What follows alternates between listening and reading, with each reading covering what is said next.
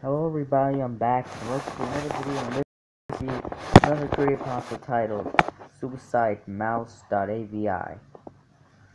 This is another lost episode of Creepypasta, but what's special about it is it's the first lost episode Creepypasta. And I know a bit of secrets about it, but let's just start reading the Creepypasta. Suicidemouse.avi is a lost episode creepypasta and is widely seen as a forefather of the entire lost episode genre. This story is based off an old unseen Mickey Mouse episode. There is also the video that based off the creepypasta. The pasta. So do any of you remember those Mickey Mouse cartoons for the 1930s? The ones that were just put out on DVD a few years ago? Well, I hear there is one that was unreleased to even the most avid classic Disney fans. According to sources, it's nothing special. It's just a continuous loop like Flintstones of Mickey Mouse walking past 6 buildings that goes on for 2 or 3 minutes before fading out.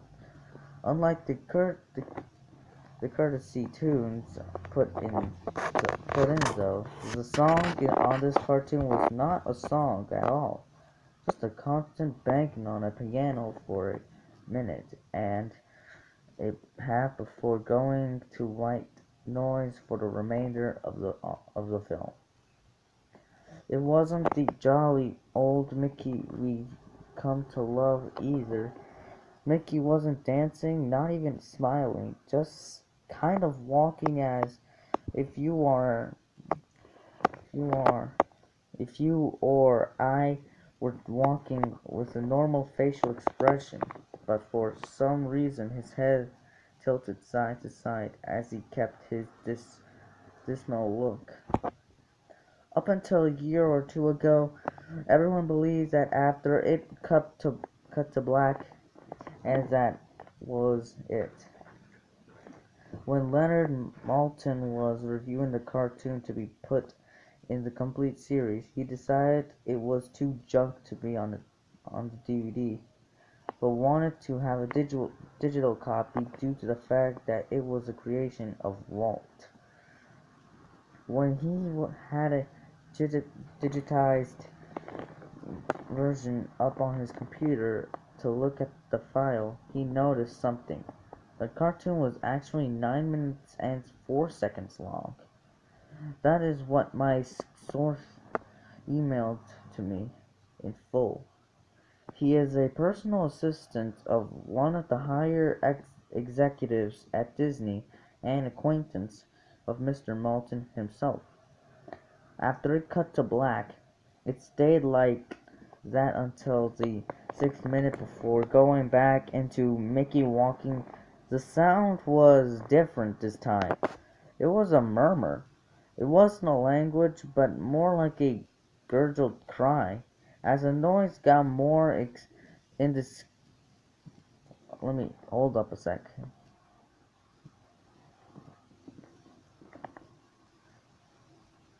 Indescribable and louder over the next minute. Picture began to get weird. The sidewalk started to go in directions that seemed impossible based on the physics of Mickey's walking, and the dismal face of the mouse was slowly curling into a smirk. On the 7th minute, the murmur turned into a blood-curdling scream, the kind of scream painful to hear, and the picture was getting more obscure.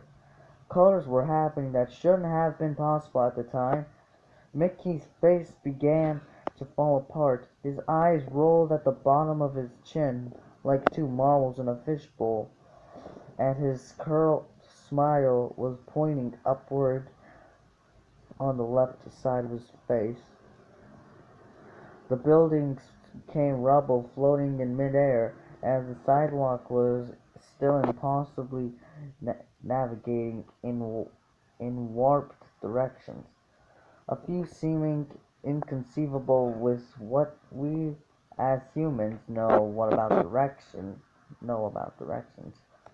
Mr. Malton got disturbed and left the room, sending an employee to finish the video and take notes of everything happening until the last second, and afterward immediately stored the disc of the cartoon into the vault.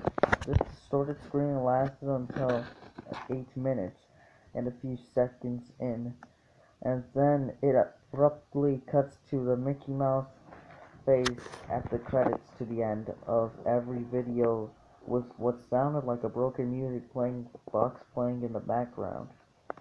This happened for about 30 seconds, and whatever was in that remaining 30 seconds, I haven't been able to get a sliver of information about it.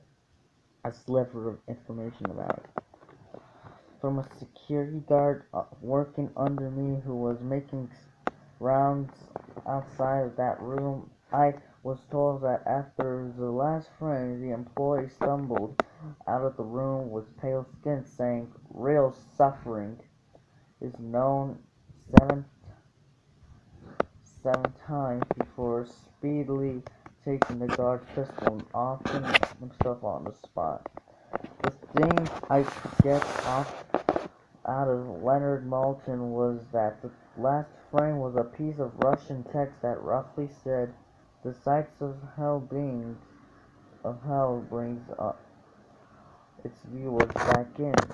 As far as I know, no one else has seen it, but there have been dozens of attempts at getting the file on RapidShare by employees inside the studios, all of whom have been promptly terminated of their jobs.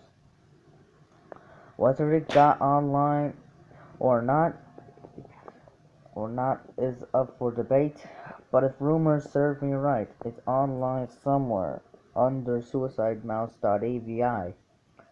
If you ever find a copy of the film, I want you to never view it, and to contact me by phone immediately, regardless of the time when a Disney death is covered up as well as this. It means this has to be something huge.